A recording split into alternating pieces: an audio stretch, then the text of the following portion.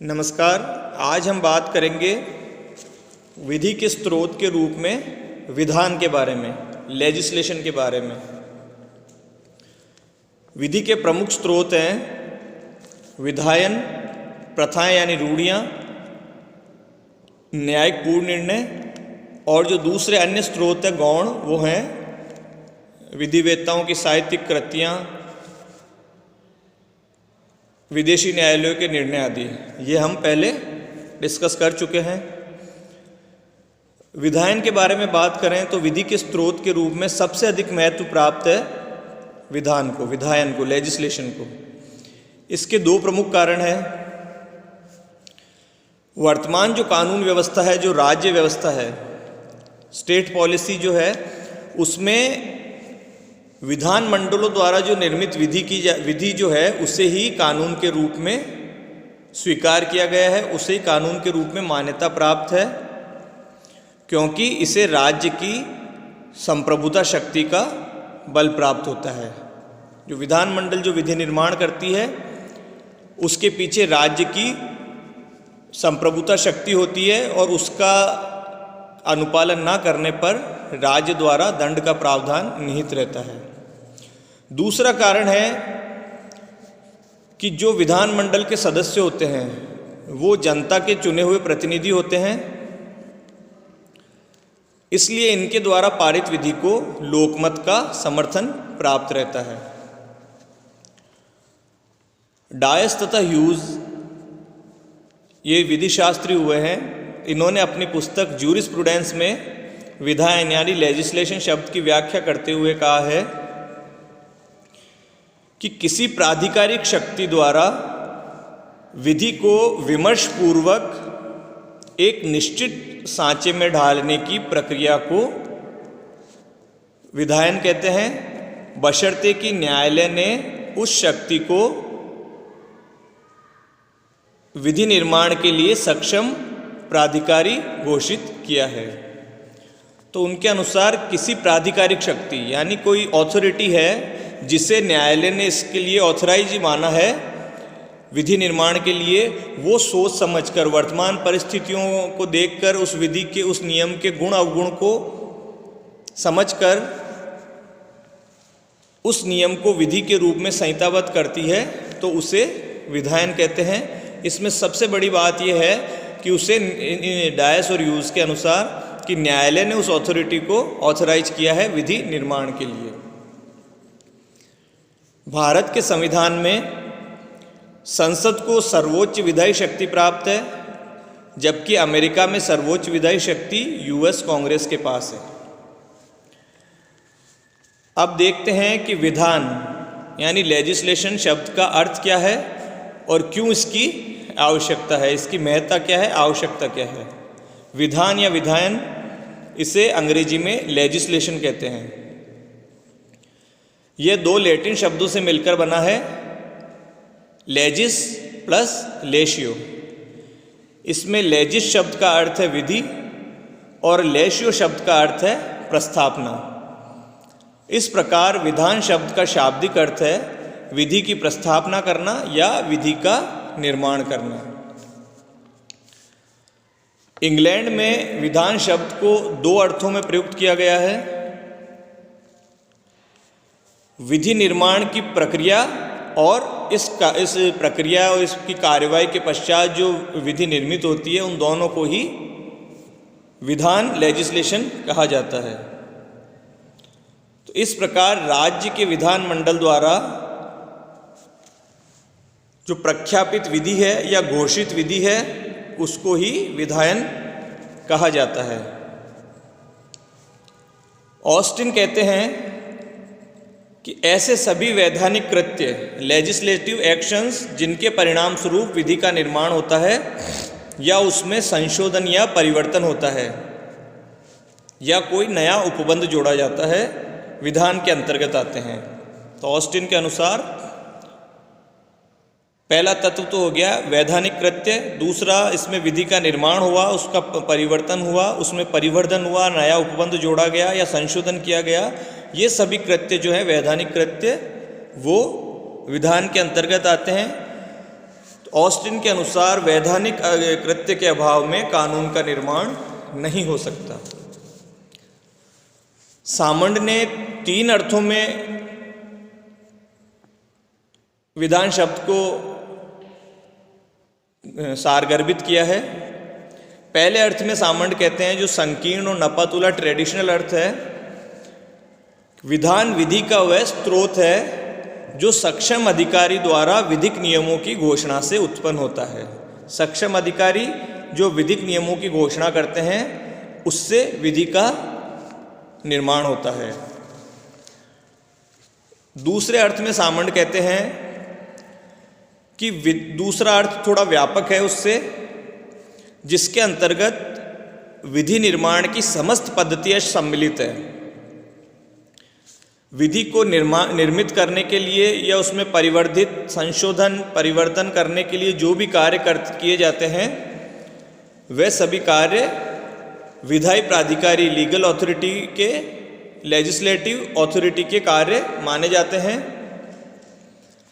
तो इस द्वितीय व्यापक अर्थ में विधान को 2 भागों में वर्गीकृत किया गया है। प्रत्यक्ष विधायन, डायरेक्ट लेजिस्लेशन, और दूसरा अप्रत्यक्ष विधायन, इनडायरेक्ट लेजिस्लेशन।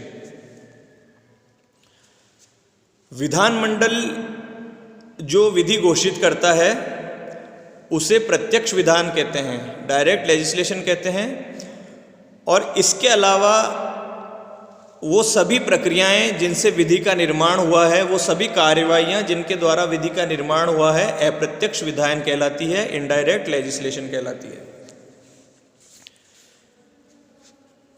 तीसरे अर्थ में सामंड कहते हैं कि इसके अंतर्गत, विधान के अंतर्गत, विधानमंडल की प्रत्येक इच्छा की प्रत्येक अभिव्यक्ति सम्मिलित है, चाहे उसकी इच्छा द्वारा विधि के नियमों का निर्माण हुआ हो या न हुआ हो।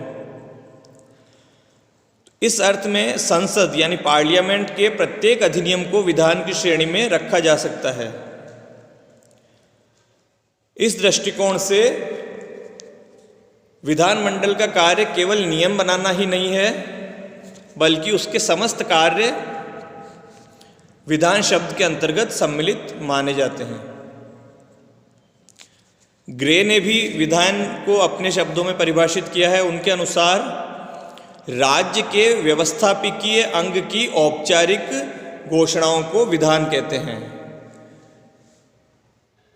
सामंड के बजाय ग्रे की परिभाषा अधिक उपयुक्त प्रतीत होती है, क्योंकि इन्होंने जो 2 कीवर्ड उपयोग किए हैं, व्यवस्थापकीय अंग की समस्त औपचारिक घटनाओं को, घोषणाओं को विधि के अंतर्गत शामिल किया गया है। अब विधान का महत्व क्या है या इसकी आवश्यकता क्या है? क्योंकि विधान के पहले भी प्रथा के रूप में, रूढ़ि के रूप में समाज का शासन, नियम संचालित होते रहे हैं, फिर विधान की आवश्यकता क्यों पड़ी? वर्तमान में विधि निर्माण में विधान को सबसे प्रमुख, सबसे प्रबल और आधिकारिक स्रोत माना गया है। क्यों? क्योंकि इसमें प्राचीन विधियों को निरसित करने की और नई विधियों के निर्माण करने की, साथ ही वर्तमान में जो विधियां हैं उनमें संशोधन करने की शक्ति होती है। बहुत सी विधियां ऐसी होती है जो समय बीतने के साथ साथ प्रासंगिक नहीं रहती। उन विधियों का बोझ ढोने के बजाय उन्हें निरसित कर दिया जाना चाहिए। ये काम भी विधायन करता है। वर्तमान परिप्रेक्ष्य में कुछ विधियों में संशोधन की आवश्यकता भी महसूस हो सकती है, यह काम भी विधायन करता है। और बदलती हुई परिस्थितियों के अनुसार नए कानूनों की आवश्यकता भी हो सकती है। यह कार्य भी विधान द्वारा सरलतापूर्वक और अच्छे तरीके से किया जाता है। इसलिए विधान का वर्तमान राज्य व्यवस्था में विधि के स्रोत के रूप में सर्वाधिक महत्व है, विधि निर्माण में सर्वाधिक महत्व है।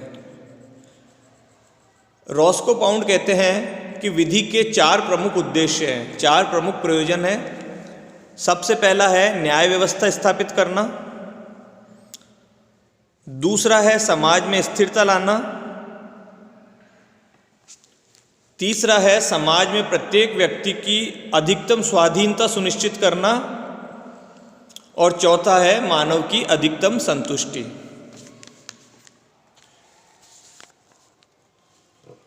इन उद्देश्यों की पूर्ति के लिए विधि के निश्चित नियमों की आवश्यकता होती है ताकि न्याय प्रशासन सुगमतापूर्वक संचालित हो सके। प्राचीन काल में जब विधान जैसी कोई व्यवस्था अस्तित्व में नहीं थी, विधान जैसी विधि निर्मात्री शक्ति अस्तित्व में नहीं थी, उस समय भी हालांकि प्रथाओं द्वारा, देवी नियमों द्वारा, प्राकृतिक विधि द्वारा न्याय व्यवस्था संचालित होती थी। परंतु जैसे जैसे समय बदला, समाज में प्रगति हुई, विकास हुई, उसके साथ साथ ये अनुभव किया जाने लगा कि ये प्रथाएं या जो प्राकृतिक नियम है या जो जिसे देवी नियम कहते हैं, समाज में न्याय व्यवस्था कायम करने के लिए पर्याप्त नहीं है, क्योंकि इन्हें विधि का रूप धारण करने में, विधि का रूप ग्रहण करने में पर्याप्त समय लगता है। और इस समय जब तक कोई प्रथा विधि का नियम बने, तब तक कोई नई प्रथा सामाजिक आवश्यकता के अनुसार जन्म ले लेती है। इस कमी को दूर करने के लिए विधान की आवश्यकता, लेजिस्लेशन की आवश्यकता महसूस होती है। विधान एक ऐसा साधन है जो प्रथाओं तथा सामाजिक आवश्यकताओं या लोकमत के बीच जो रिक्त स्थान है, उनकी पूर्ति करता है। एडमंड बर्ग कहते हैं कि समाज में सुधार के लिए विधायन एक प्रभावी साधन है, क्योंकि वर्तमान में जो नागरिक है, मनुष्य है, वो केवल अधिकारों से ही संतुष्ट नहीं होता। वो अपने जीवन को सुविधायुक्त और संपन्न बनाना चाहता है, अच्छे रहन सहन की अपेक्षा करता है। तो विधान के द्वारा ही ये कार्य संभव है कि वह जनता के लिए शांतिपूर्ण और संपन्न जीवन सुनिश्चित कर सके, तथा इसमें अगर कोई बाधा आती है तो उस बाधा को दूर कर मनुष्य के भावी जीवन के लिए प्रगति का मार्ग प्रशस्त कर सके। आज के लिए इतना ही। आगे हम देखेंगे विधान के प्रकार और विधायन का महत्व, उसके गुण दोष, साथ ही सशर्त विधायन क्या होता है, प्रत्यायोजित विधायन क्या होता है। तब तक के लिए धन्यवाद। जय हिंद।